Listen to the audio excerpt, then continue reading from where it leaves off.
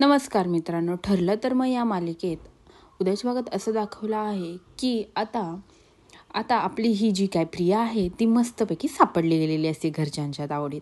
कारण की तीच खोटं बोलत असते, तिनेच उपवास केलेला नसतो. तिच्या रूममध्ये तिने खाल्लेल्या बऱ्याच गोष्टी सापडलेल्या असतात आणि ती सांगत असते की हे कालचं आहे, हे आजचं नाही, असं ती सगळ्यांना समजून सांगत असेल. तेवढ्यात एक पार्सलवाला येतो आणि ते पार्सल प्रियाला चायनीजचं देऊन जातो. त्यामुळे आता घरच्यांना शुअर झालेलं असतं की प्रिया खोटंच बोलत आहे.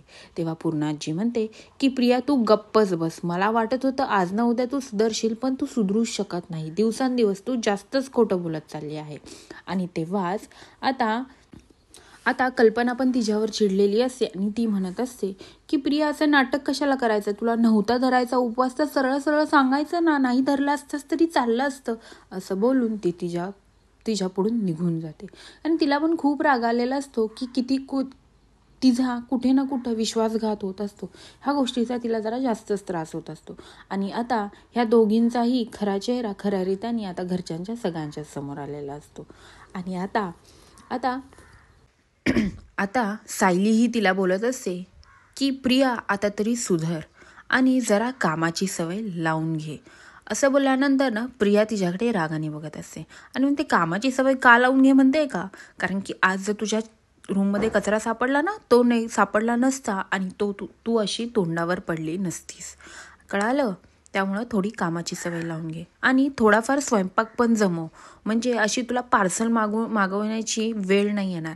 आणि मागवलं तरी अशी तू तोंडावर नाही पडणार, कळलं का. आणि नेक्स्ट टाईम असं काही खोटं बोलू नको ज्यांनी तू तोंडावर पडशील. आणि अशी छोटी मोठी खोटं बोलून तुला काय मिळतं ग, फुकट स्वतःच तोंडावर पडते. तेव्हा प्रिया म्हणते तू मला ज्ञान नको शिकू, कळलं.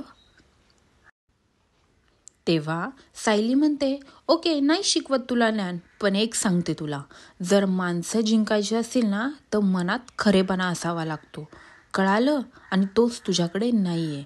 आणि आता सायली रूममध्ये आलेली असते आणि अर्जुन तिला एक मोठा पुरावा दाखवत असतो आणि तिला एक सोन्याचा तुकडा तिच्या हातात देतो. तेव्हा सायली म्हणते हा सोन्याचा तुकडा खूप जुना वाटतोय हो आणि खूप जुनी घडवणळ वाटते. तेव्हा अर्जुन म्हणतो हो, आपल्याला हा आश्रमात सापडला आहे आणि हा जर तुकडा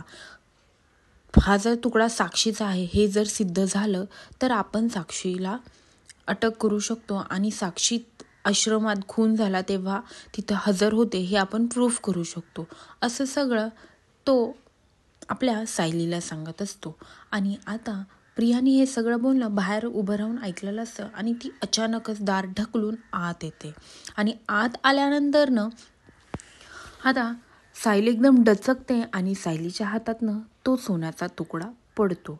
आता पडल्यानंतर प्रिया तो तुकडा उचलते आणि त्यांना विचारते काय आहे, कसलाय सोन्याचा तुकडा.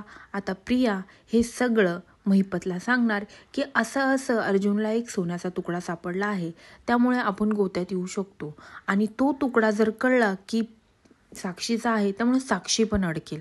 त्यामुळं प्लीज तुम्ही लवकरात लवकर काहीतरी करा, नाहीतर ह्यावेळेस साक्षी जेलमध्ये जाईल. असं सगळं ती महिपतला सांगते. आता अर्जुनच्या तावडीतनं खरंच महिपत साक्षीला वाचवू शकेल का, हे पाहण्यासाठी विसरू नका लग्न ठरलं तर मग आणि माझ्या चॅनलला सबस्क्राईब करा. धन्यवाद.